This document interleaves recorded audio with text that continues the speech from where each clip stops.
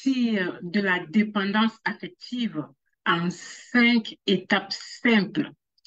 Alors, ce soir, dans cette formation gratuite, nous allons voir comment sortir de la dépendance affective en 5 étapes simples. Mesdames, j'espère que vous allez bien. Et donc, si vous regardez cette formation gratuite en direct, eh bien, n'hésitez pas à me marquer hashtag direct. Et si vous regardez un replay, merci de me marquer exactement hashtag replay. Ça me ferait plaisir de voir que vous êtes passé. Alors, pendant la formation, si ce que je dis fait sens pour vous, n'hésitez pas non plus à me marquer hashtag sens. Et si vous avez des questions, bien sûr, ça me ferait plaisir d'y répondre. Donc, vous avez juste à me les marquer dans les commentaires. Alors, on va commencer de ce pas.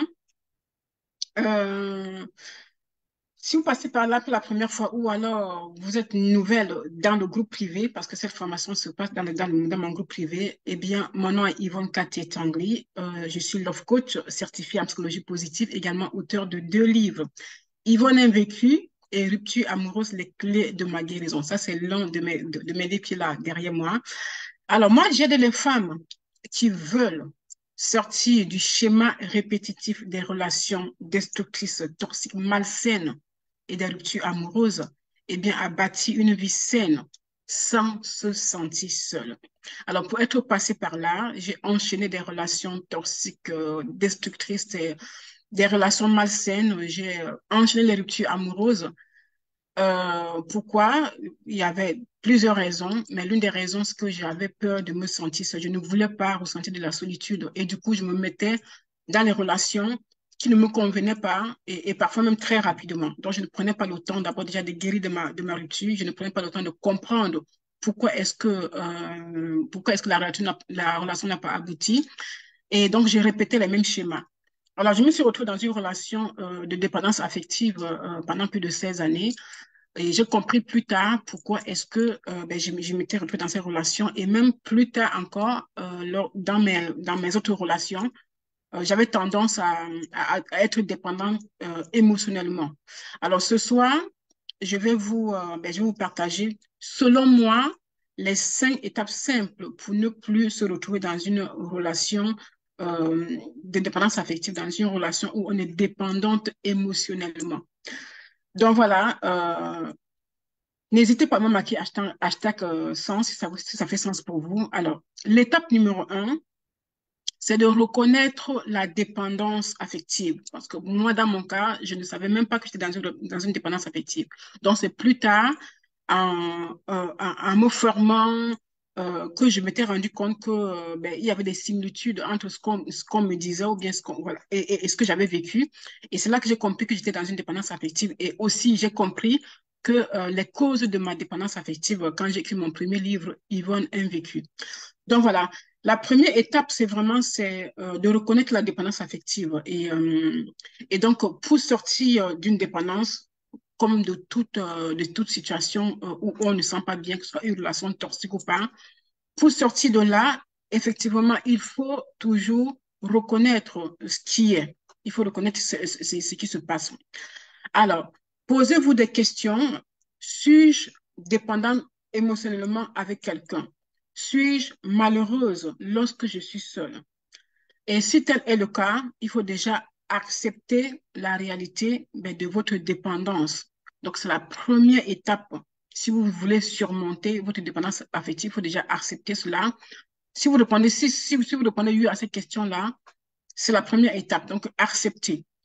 Alors, l'étape 2 que j'ai envie de vous donner ici, là, c'est de comprendre les origines de cette dépendance affective.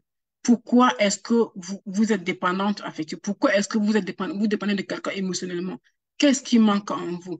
Qu'est-ce qui a déclenché cela? Donc, c'est important de prendre le temps de faire une méditation.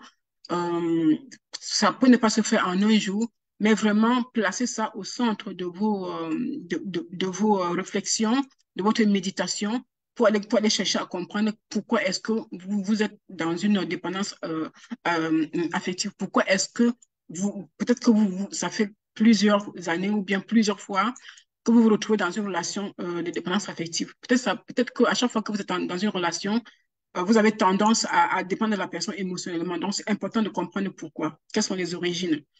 Alors, donc voilà, ben, souvent, la cause de cette dépendance-là, ça découle des blessures émotionnelles, des blessures passées, par exemple, le manque d'estime de soi ou alors les peurs liées à l'abandon.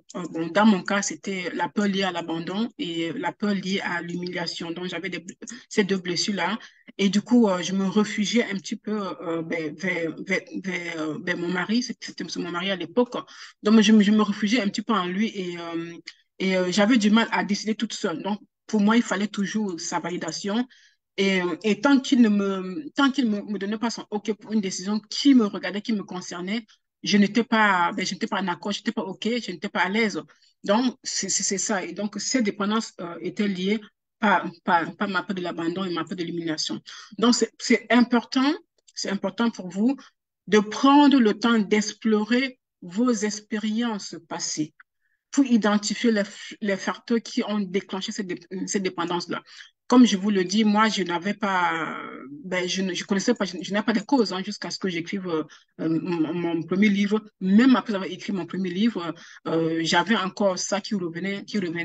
Et j'ai compris vraiment définitivement quand j'ai écrit mon livre Rupture amoureuse, les clés de ma guérison. Donc voilà, j'ai fait vraiment un travail de fond sur moi pour retrouver l'estime de moi-même, la confiance en moi, aimer l'image de moi. Donc voilà, donc c'est important ben, de trouver ces causes-là.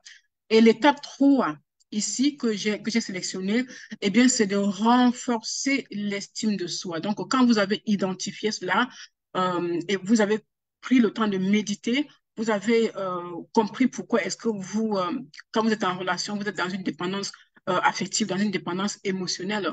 Donc voilà, c'est important de travailler pour renforcer votre estime de vous-même. Donc la dépendance affective est souvent liée ben, à une faible estime de soi. Effectivement, c'était mon cas parce qu'aujourd'hui, je me sens une femme libre, épanouie, je me sens totalement en accord avec moi, avec mes valeurs. Alors qu'il y a de cela 25, 30 ans, ce n'était pas le cas. Donc c'est vraiment important ben, de travailler sur l'estime de soi. Et quand je parle de travailler sur l'estime de soi, tu vas aller aussi chercher à comprendre quelles sont les blessures enfuies en toi, quels sont les éléments déclencheurs de cette dépendance-là. Et quand tu les auras résolus, eh bien, il faudra que tu renforces l'estime de soi. Alors, l'estime de soi englobe la confiance en soi, l'amour de soi et l'image de soi. La confiance en soi, c'est vraiment le fait d'aller au-devant de ce qui te fait peur. Par exemple, dans une relation de dépendance affective, aller au-devant d'accepter ou bien de ne pas tout le temps te sentir mal lorsque ton compagnon lorsque ton compagnon s'éloigne, parce que c'est les causes parfois, on n'a pas envie que on a envie d'être tout le temps avec lui en fait. On a envie de faire les choses ensemble et tout. On a du mal à nous créer notre propre cercle d'amis. Donc, je vais vous en parler un petit peu plus loin. Donc, dites-moi un petit peu dans les commentaires, marquez hashtag sens si vous regardez en direct ou bien si vous regardez plus tard. Donc, voilà. Donc, c'est important de travailler sur l'amélioration de votre confiance en vous-même. Ça, c'est important. Et quand on travaille sur la confiance en soi, ben, obligé de travailler aussi sur l'amour de soi et l'image de soi.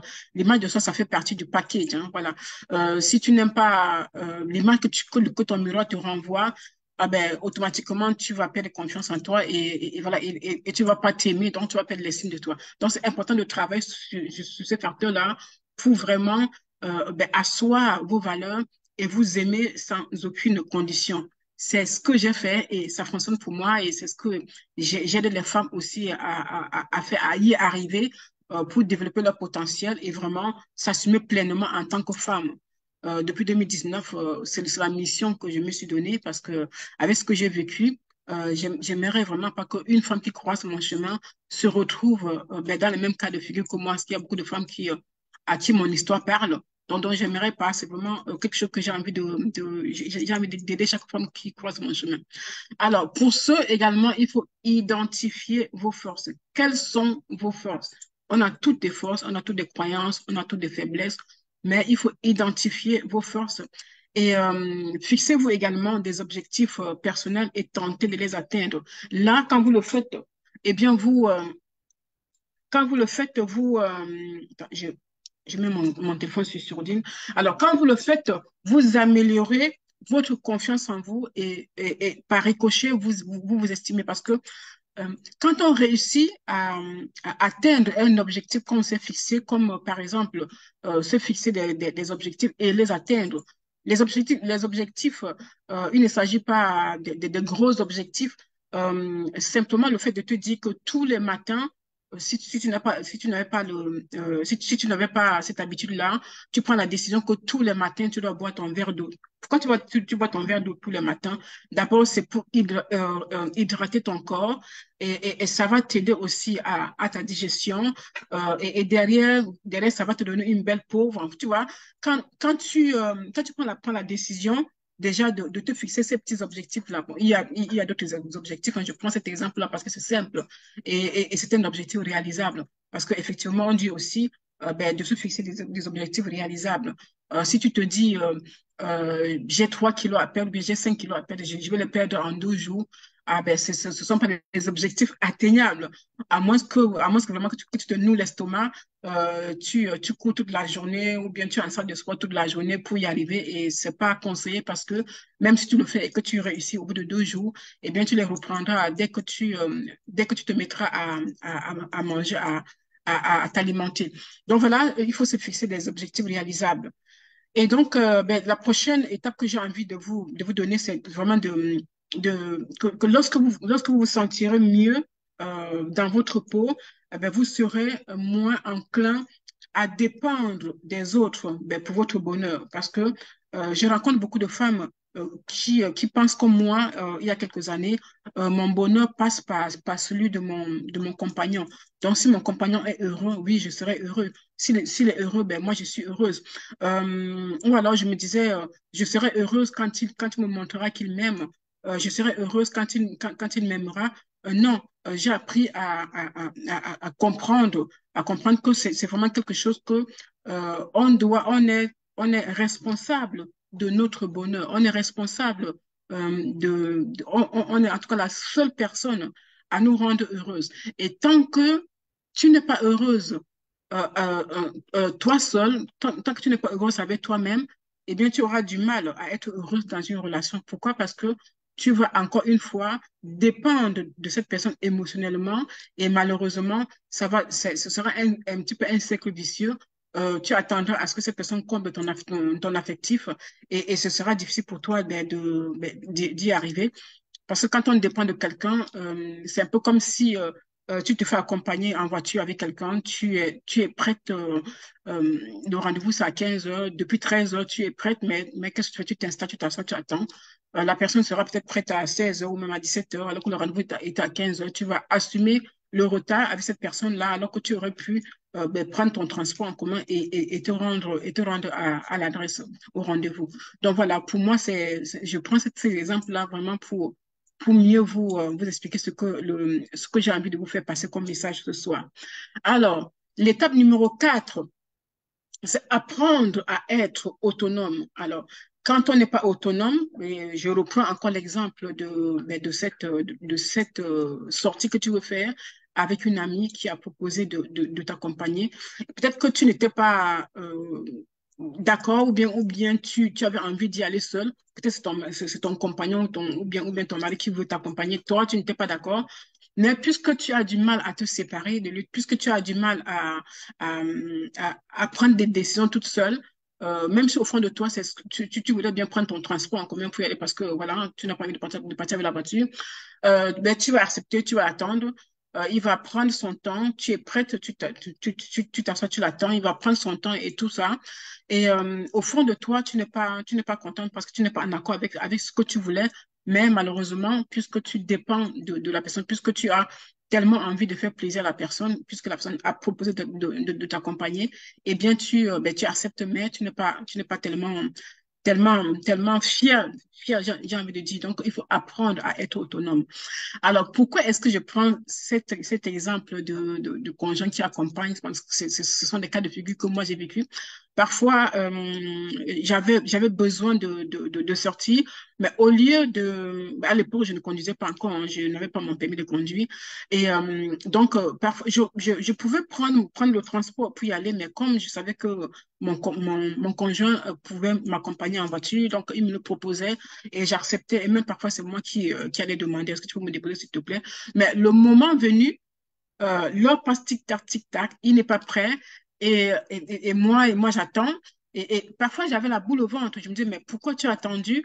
Et finalement, je me disais, mais non, il va m'accompagner, mais serait sympa. Donc, finalement, je me sentais pas à l'aise.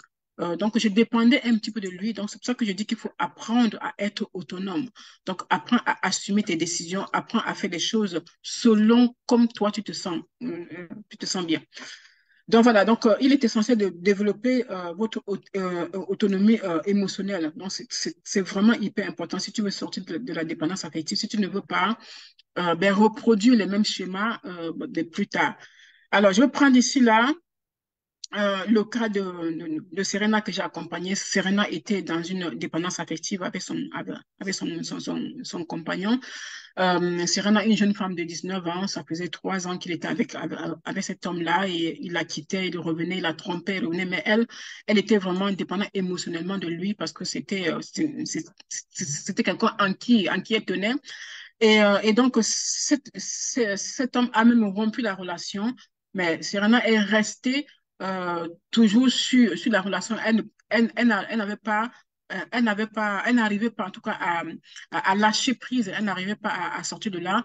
Elle se faisait accompagner par une psychologue. Voilà, elle n'a pas réussi. Donc, Serena m'a repéré lors d'un live. J'étais invitée à intervenir sur une émission en direct. Donc, elle m'a vu et puis finalement, elle m'a contacté et on a travaillé sur sa dépendance affective, sur sa rupture amoureuse, sur tous les aspects de sa vie, sur ses blessures, qu'est-ce qui faisait en sorte que, ben, qu'elle s'attache à cette personne malgré la manière dont il la traitait. Alors, Serena, au bout de quelques mois d'accompagnement, elle était bien là. Elle m'a dit, bon, voilà, je me sens bien. Ça faisait 1 an que je n'avais jamais regardé la télé avec mes parents. J'étais tout le temps dans ma chambre à pleurer, ainsi de suite. Et ce garçon, il me trompait. Il sort en ce moment avec une femme, mais il m'a dit de l'attendre. Donc, du coup, je l'attends. Donc, voilà, c'est des relations comme ça qu'on vit. Des dépendances affectives, on n'arrive pas à se séparer de quelqu'un émotionnellement. C'est quelque chose que j'ai vécu. Donc, je comprenais très bien Serena, mais on a travaillé pour elle et on a obtenu des résultats incroyables parce que on avait un fil conducteur et elle n'a pas lâché d'une minute, elle n'a pas lâché.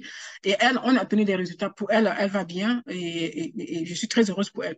Donc, ce que je voulais vous dire aussi, c'est vraiment d'apprendre à prendre soin de vous et à gérer vos émotions, cultiver des intérêts et des activités qui vous passionnent en dehors de vos relations. Quelquefois, on souffre de dépendance affective aussi parce que quand on rencontre quelqu'un, on a envie ben, d'être ami avec ses amis. Et comme je dis souvent, je disais, j'en parlais hier lors de mon challenge, je disais, quand on rencontre quelqu'un, surtout nous les femmes, je pense pas que les hommes sont tellement comme ça, nous les femmes, quand on rencontre quelqu'un, on a tellement envie de vivre cette relation que parfois on laisse tomber nos copines voilà, on ne pense plus à prendre des appels ou bien à rendre la personne. En tout cas, on cesse un petit peu nos relations avec nos amis ou même notre entourage et on se focus que sur notre relation amoureuse. Et malheureusement, parfois, on se fait prendre dans une spirale et on n'arrive pas à s'en sortir. Donc, c'est important, vraiment important, ben, de maintenir les relations avec vos amis. Donc, si vous ne le faites pas, si vous n'avez pas des activités en dehors de vos relations, eh bien, vous risquez effectivement, eh bien, de vous retrouver dans une dépendance émotionnelle. Alors, sachez aussi que moins vous demandez la validation de votre compagnon, ça peut aussi être, on peut aussi avoir une dépendance émotionnelle, une dépendance affective par rapport à une amie, par rapport à un membre de la famille, par rapport à un collègue ou une collègue. Donc, ça dépend vraiment de notre histoire et chaque personne a son histoire et ça peut être dans une relation amoureuse comme amicale. Et donc, voilà, c'est vraiment de cesser d'avoir la validation de votre ami, de votre conjoint, voilà, peu importe. Cessez d'avoir la validation et puis écoutez vos besoins et pour prendre les décisions qui vous agrègent, des décisions qui viennent de vous-même. Donc, c'est important. C'est pas facile, je sais. Je sais que pour y arriver, j'ai dû travailler sur l'estime de moi-même et c'est ce que je fais avec des femmes. Donc, si jamais vous n'y arrivez pas toute seule, n'hésitez pas à marquer dans les commentaires hashtag clarté pour que je puisse vous offrir mon appel de clarté pour voir avec vous qu'est-ce qui cloche et comment est-ce que je peux vous aider. Et si vous, voilà, soit hashtag clarté dans les commentaires ou alors hashtag clarté en privé si vous préférez. Alors, la cinquième étape que j'ai envie de vous donner ce soir, c'est établir les limites saines. Tant que vous n'établissez pas les limites saines dans vos relations, quelles qu'elles soient, eh bien, vous n'arriverez pas parfois à vous détacher de ces personnes émotionnellement. Donc, la dépendance affective, ça arrive tellement vite qu'on on ne s'en rend pas compte. Je sais que j'ai eu une dépendance comme ça émotionnelle avec des amis aussi. Et j'avais du mal vraiment à m'en séparer. J'avais du mal à dire non. J'avais du mal à, à me passer de ces amitiés-là, même si parfois l'amour que je donnais, on ne me le rendait pas forcément. Et du coup, bon, ça m'a pris du temps pour travailler sur l'estime de moi-même, pour travailler pourquoi est-ce que j'avais autant besoin de ces personnes dans ma vie. Et ça, c'est un travail qui ne se fait pas en un jour, en 2 jours. On prend du temps, sinon, ben, on risque de retomber encore dans le même travail. Donc voilà, c'est pour ça que je dis qu'il faut établir les limites saines. Donc, cette étape consiste à apprendre à dire non. Effectivement, comme je l'ai dit, apprendre à dire non, c'est nécessaire, ne pas sacrifier tes besoins, vos besoins pour ceux des autres. C'est important de penser à soi. Et puis, il y a aussi le fait de pratiquer une communication ouverte pour établir les limites avec vos proches. Et, euh, et surtout, c'est important d'établir les limites dès les premiers échanges. Dès les premiers échanges, quand toi, tu te rends compte qu'il y a quelque chose avec laquelle tu ne te sens pas bien, tu n'es pas en accord, c'est important de commencer à poser tes limites. Parce que plus tu laisses les choses passer, plus tu tolères, eh bien, moins tu auras le pouvoir de changer les choses, moins tu auras le courage même d'abord, le simple courage de changer les choses, dont tu es resté enfermé dans ta dépendance émotionnelle et ce n'est pas bien pour toi. Donc, c'est important de rétablir des communications claires et puis de mettre des limites. Donc, c'est important de protéger son bien-être émotionnel. Alors, on arrive au terme de cette formation gratuite. J'espère qu'elle vous aura plu. Et pour conclure cette formation, en résumé, c'est important de sortir de la dépendance affective. Et pour cela, il est nécessaire d'avoir une prise de conscience. Quand tu as une prise de conscience, c'est bien, tu peux commencer à te demander comment est-ce que tu peux faire pour limiter les dégâts. J'ai envie de dire ça. Donc, il faut comprendre aussi les origines de cette dépendance. C'est important aussi de travailler sur le renforcement de l'estime de soi. Tout part de soi. Tout part de l'estime de soi. Tant qu'on ne s'estime pas, on aura du mal tout simplement à dire un simple non. On aura du mal à avoir le courage de fixer des limites. On aura vraiment du mal. Donc, il y a aussi l'apprentissage de l'autonomie émotionnelle. Voilà. Et comment le faire? Eh bien, en établissant des limites saines. Des limites saines d'abord pour toi. Parce que quelquefois, on se dit, mais comment est-ce que je vais faire pour établir les limites? Tant que tu t'aimes, tant que tu as travaillé sur l'estime de toi, tant que tu as renforcé l'estime de toi, eh bien, tu sais ce qui est bon ou pas bon pour toi. Donc, c'est important de te faire accompagner en cas de besoin. Alors, comme je l'ai dit en milieu de, de la formation, c'est un processus qui demande du temps, de l'effort. Donc, il faut travailler sur les 5 étapes, comme je les ai citées.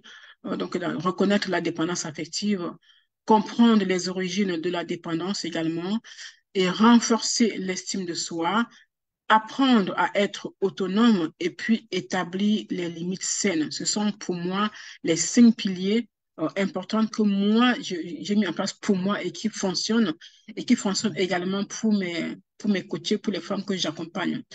Donc voilà, j'ai envie de te dire que tu as deux choix. Voilà, tu as deux choix. Soit c'est essayer d'appliquer les 5 étapes, voilà, et prier que ça fonctionne.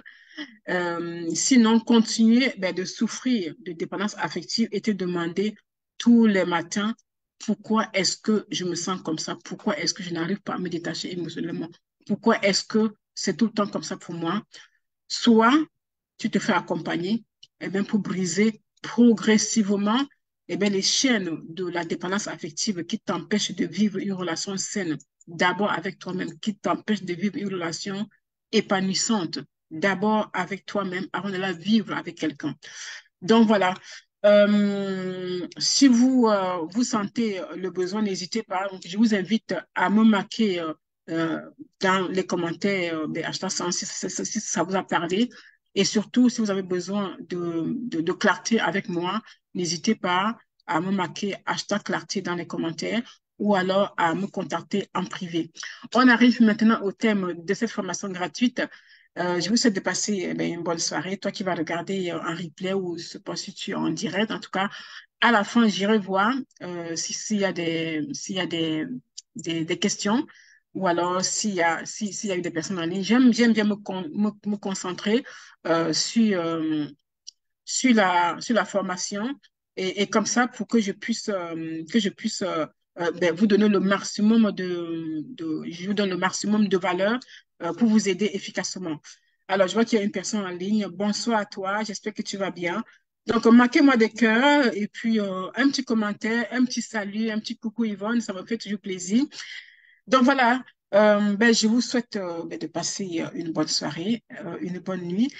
Je vous dis, soyez bénis et on se retrouve la semaine prochaine pour une autre formation. À très bientôt. Bye bye.